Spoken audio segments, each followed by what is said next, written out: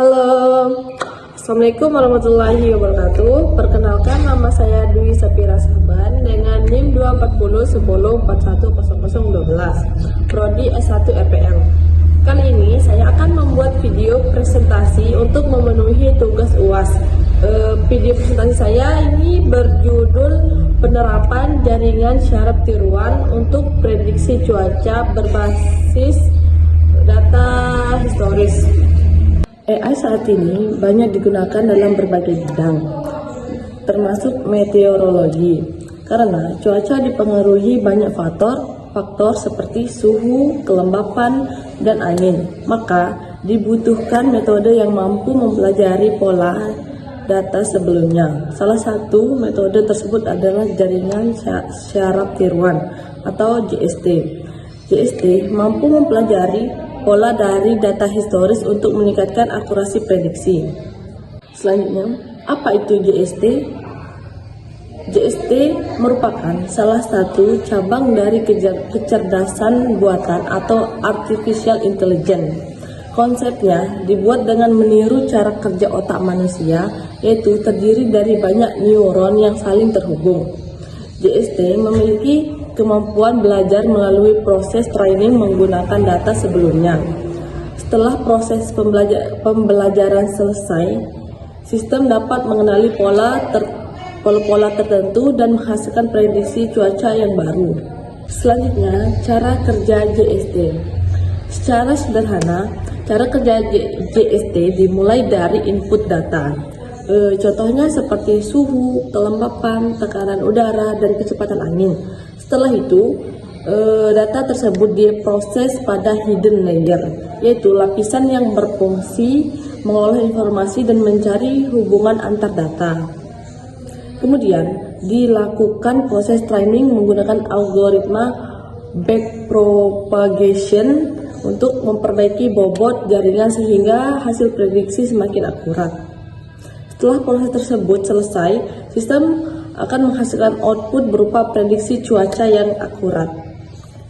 Selanjutnya, komponen utama dari JST. Yang pertama, input layer. Input layer itu yaitu tempat masuknya data. Dan yang kedua, hidden layer. Hidden layer yang bertugas mengolah data dan menemukan pola. Yang ketiga, output layer yang menghasilkan prediksi. Yang menghasilkan hasil prediksi. Terus yang selanjutnya itu weight dan bias yang berfungsi mengatur seberapa besar pengaruh setiap data terhadap hasil akhir. Dan yang terakhir, fungsi aktivasi yang membantu menemukan apakah suatu neuron akan meneruskan informasi ke neuron berikutnya. Selanjutnya, tahapan prediksi cuaca yang dimulai dari pengumpulan data historis cuaca. Setelah itu dilakukan pre-processing, yaitu membersihkan dan menyiapkan data agar siap digunakan. Berikutnya, model dilatih menggunakan data tersebut melalui proses training.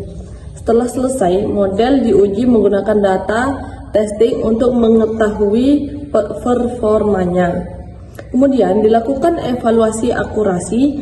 Jika hasilnya sudah baik, maka model dapat digunakan untuk memprediksi kondisi cuaca yang akan datang.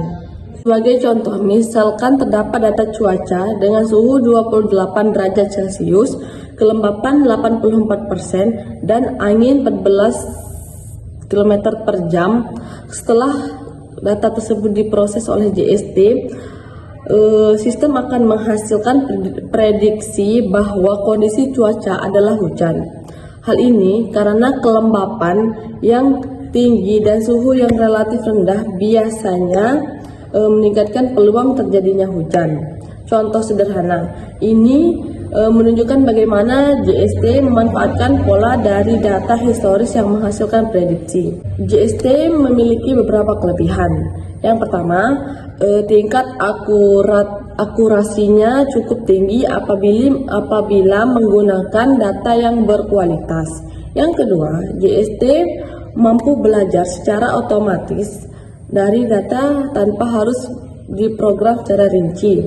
Dan yang ketiga, JST sangat baik dalam mengenali pola-pola yang kompleks, sehingga cocok digunakan untuk kasus prediksi seperti prediksi cuaca. Di samping kelebihannya, JST juga memiliki beberapa kekurangan. Yang pertama, model ini membutuhkan data yang dalam jumlah yang cukup banyak agar hasil prediksinya akurat. Terus selain itu, proses training biasanya memerlukan waktu yang cukup lama, terutama jika jumlah datanya besar. JST juga membutuhkan kemampuan komputer yang lebih tinggi dibandingkan metode yang lebih sederhana. Sebagai kesimpulan, jaringan syarat tiruan merupakan salah satu metode yang efektif untuk melakukan prediksi cuaca karena mampu mempelajari pola dari data historis. Semakin banyak dan semakin baik kualitas data yang digunakan, maka tingkat akurasi prediksi juga akan semakin meningkat. Di masa depan, metode ini masih dapat dikembangkan lebih lanjut. Misalnya, dengan menggunakan teknologi deep learning agar hasil prediksi menjadi lebih akurat. Demikian presentasi yang dapat saya sampaikan mengenai penerapan jaringan syarat tiruan untuk prediksi cuaca berbasis data historis. Mohon maaf jika banyak kekurangan dalam penyampaiannya. Assalamualaikum warahmatullahi wabarakatuh.